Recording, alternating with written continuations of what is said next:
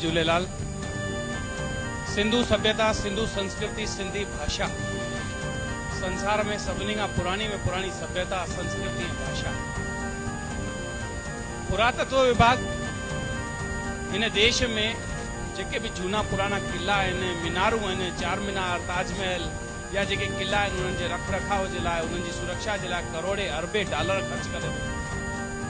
पर हिन मानव जात जी सभिनी खां पुरानी में पुरानी सभ्यता संस्कृति अगरि आहे त उहा सिंधु सभ्यता संस्कृति, सिंधी भाषा, जंहिंजी रक्षा जे लाइ, जंहिंखे वधाइण जे लाइ, जंहिंजे प्रचार प्रसार जे लाइ उहो कुझु न थी रहियो आहे जेको थियण जी ज़रूरत आहे। हिकु भाषा मरंदी आहे त हिकु समाज मरंदो आहे, हिकु संस्कृति मरंदी आहे, हिकु पहचान मरंदी आहे। ऐं सिंधु सभ्यता जी संस्कृति जी पहचान जिंदी रहे, इहा ई हिंदुस्तान जी सच्ची सभ्यता ऐं संस्कृति जी पहचान। भारत सरकार त इन तरफ़ ध्यानु नथी ॾे, पर घटि में घटि असां सिंधी थी करे छा पिया कयूं, पंहिंजे पाण खां पुछूं।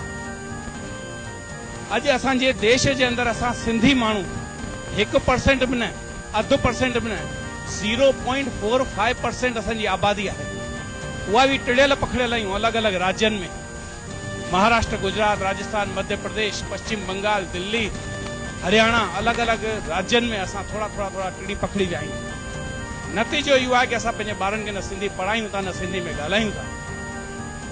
हर समाज तेसि तक साओ आहे जेसि तक पंहिंजी जड़ुनि सां जुड़ियल आहे, जेको जेसि तक पंहिंजी भाषा सां जुड़ियल आहे। मां तव्हां सभिनी सां इहो आह्वान थो कयां कि महिरबानी करे पंहिंजे ॿारनि सां सिंधीअ में ॻाल्हायो, न त ॿार तव्हांजा वॾा थी करे पाश्चात्य संस्कृति सां जुड़ंदा, माइकल जैक्सन थियणु शुरू कंदा, श्रवण कुमार थियणु पसंदि न कंदा। तव्हां ॿारनि खे जेसि तक बुज़ुर्गनि सां गॾु रहणु न सेखारींदा, उन्हनि खे कीअं ख़बर पवंदी कि असां सिंधी समाज अॼु बि होली में हिकिड़ो लोलो पचाईंदो आहे, तंहिं ते हिकिड़ो सन्हो धागो ॿधंदो आहे पहलाज़ जे रूप में। हिन घोर कलयुग में लोलो सड़ी वेंदो आहे, पर धागे खे आंच न ईंदी आहे। इहो असां पंहिंजे ॿारनि खे ॿुधायूं था?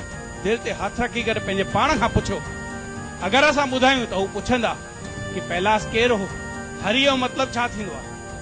अॼु सिंधीअ में 52 अखर आहिनि। हिकिड़ो ओम जपण सां असांजो नाभी केंद्र विकसित थींदो आहे, असांजो ज्ञान वधंदो आहे, असांजी विचारधारा बदिलजंदी आहे। त सिंधियुनि जा 52 अखर अलफ, अंब, बे बल्ला, बे बकड़ी, पे पल्लो, से सवाब, ठे ठूंठ, थे थंब, इहे सभु बीजा मंत्र आहिनि। 1947 में असां सभु कुझु विञाए करे हिंदुस्तान में आयासीं, तंहिंखां पोइ अॼु सभु कुझु पातोसीं। हुन जो कारण इहो कि असां सिंधी समाज, सिंधी भाषा सां जुड़ियल। अॼु मां तव्हां खां थो पुछणु चाहियां, लीलाशाह बापू कहिड़ी भाषा पढ़ियल हो? सिंधी। बापू आशाराम छा पढ़ियल आहे? सिंधी। राम जेठमलानी छा पढ़ियो? सिंधी। लाल कृष्ण आडवाणी छा पढ़ियो? सिंधी।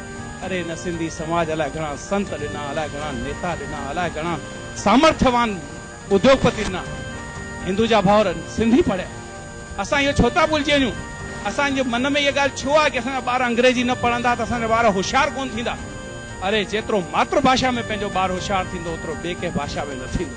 भले तव्हां पंहिंजे ॿारनि खे कॉन्वेंट में पढ़ायो, हिंदी मराठी पढ़ायो, गुजराती पढ़ायो, पर हुन सां पाण ॻाल्हायो त सिंधीअ में ॻाल्हायो।